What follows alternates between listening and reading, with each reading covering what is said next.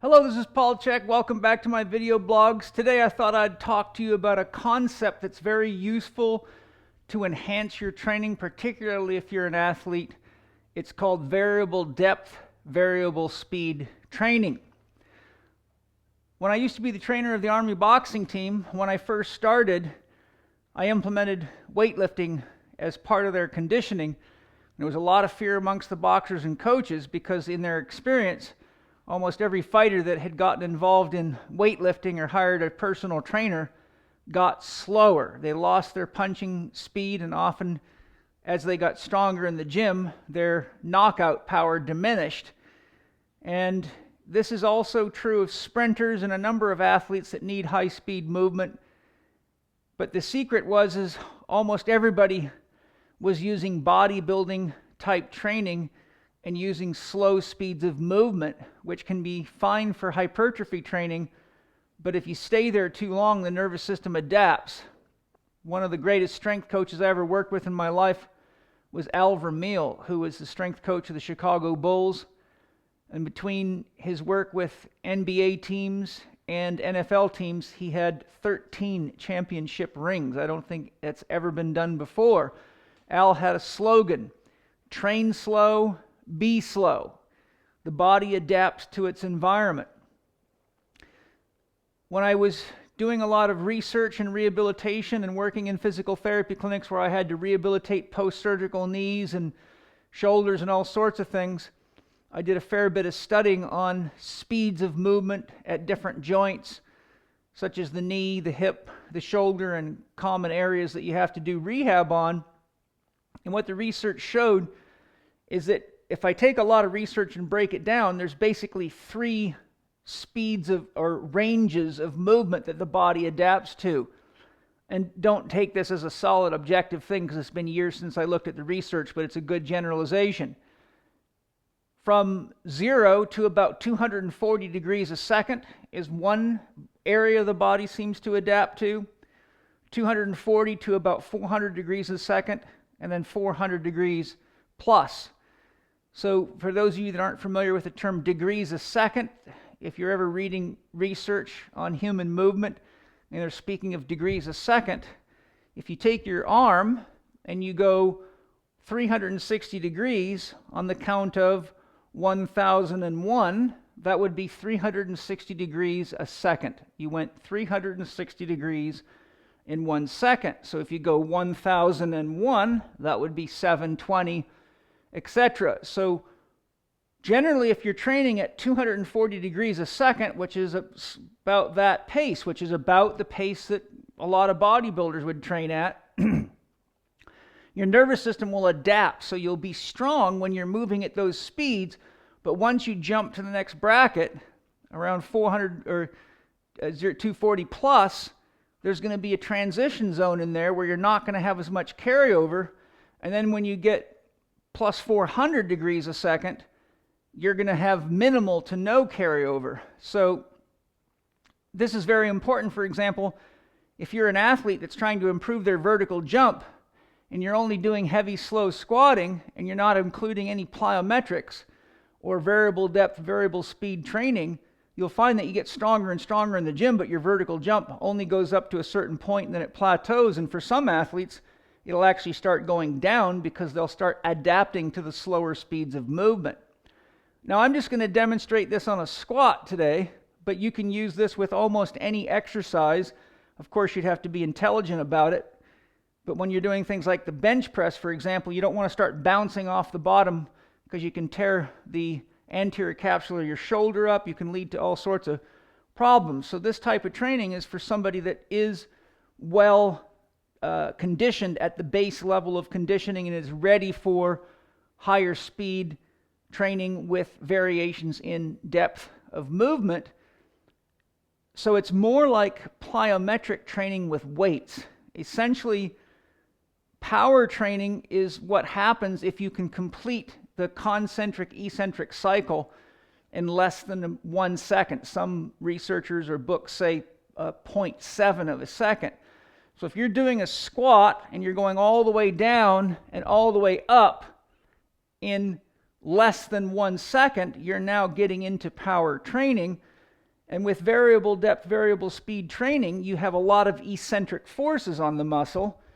And research shows that when you're under eccentric load, you have less motor units firing because there's a natural internal braking mechanism due to the calcium binding and the physiology of the muscle, which means the same load that you're lowering is stressing less fibers, which is why you can get quite significant delayed onset muscle soreness.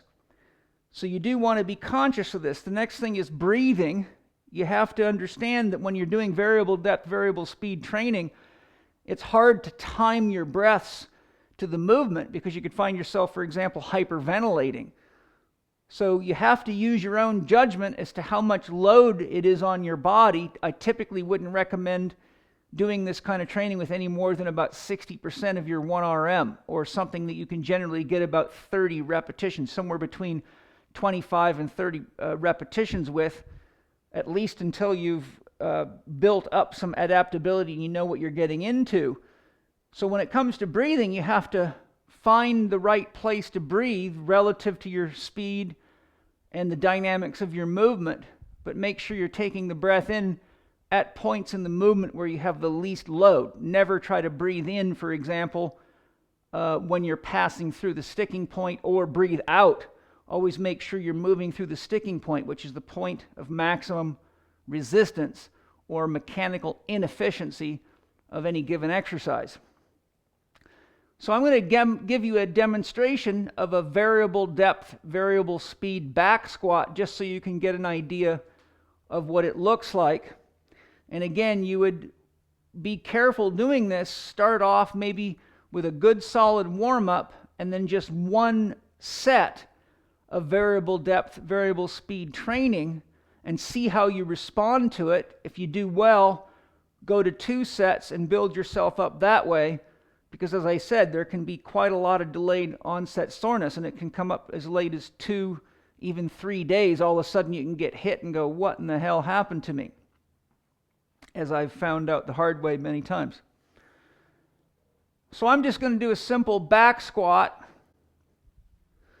I like the low bar position because it doesn't put as much stress on the neck. So we're going to start off, and I'll just show you what it looks like here.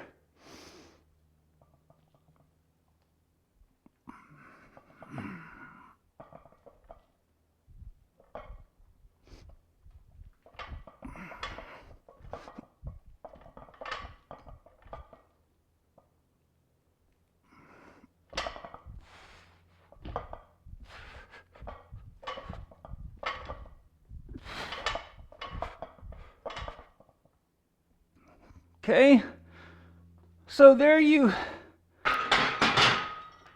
saw me going from slow and deep to partial range of motions, just repeatedly, randomly manipulating the speed of movement, the depth of the movement, and even going into jumping, coming right off the ground. Make sure when you land, you don't land on your heels. It's a lot of shock for the lumbar discs and the spine. Spring into it. You need to create a suspension system out of your legs and not be klutzy, or you'll get hurt. Also, I wouldn't recommend doing that more than 1 time a week until you learn how much stress it is on your body. Remember, never more than 60% 1RM till you're absolutely sure what you're doing to yourself. The other issue is if you go more than 60% 1RM, you're going to cut down how fast you can go just by the sheer amount of inertia you have to overcome. So it's a great form of training. I use it with all sorts of different athletic applications. I use it to keep my nervous system sharp. But it is not for people that have a lot of postural imbalances, muscle imbalances, orthopedic dysfunctions, and it should never be done with anyone that has not gotten a solid degree or level of base conditioning, like a good solid 3 months of proper base conditioning so their tissues can handle this kind of stress. Thanks for joining me today. Hope you enjoyed the presentation. If you want to look into some more of my exciting and many ways to use exercise, you can check into my Strong and Stable video series where I show you how to mix up Swiss balls, cables, and a variety of different apparatus, and how to use even machine training coupled with Swiss balls so you can get the best of both worlds. My advanced Swiss ball for rehabilitation and my Swiss ball videos are all great for helping get you ready for this more advanced kind of training. And the gym instructor series is a series I put together that teaches you proper technique on almost all the commonly used weightlifting exercises and is fantastic preparation for CHEK Exercise Coach, where we teach you the science and holistic principles of effective exercise program design and coaching basics and assessment basics so that you can really do a great job in the gym or in your own training or as a coach or a therapist. Thanks for joining me today. I'm Paul C.H.E.K. See you next time.